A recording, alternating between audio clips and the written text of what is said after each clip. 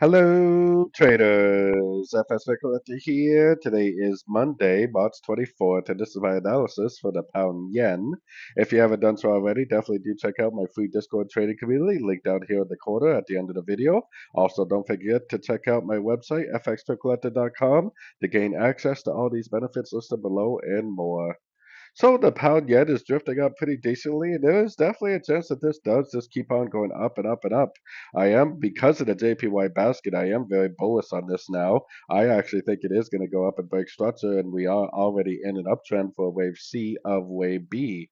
I think this is three waves of A, I think this is three waves of B, and I think we're in five waves of C right now to finish off the wave B of this bigger A, B, C correction that we're likely looking at on the weekly time frame.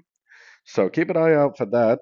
Now, I think that we definitely should be focused on longs. It almost kind of seems like maybe we should go down and make a more proper A, B, C correction like this before we continue up. But I personally don't really think that's a good idea to try to go short because it might just go up, bounce from the 78%, go up, break structure, and just continue to trend up. To me, it would make more sense if it did go down to make a proper A, B, C correction. But when you're in an uptrend on the higher time frames, often it just keeps on going up.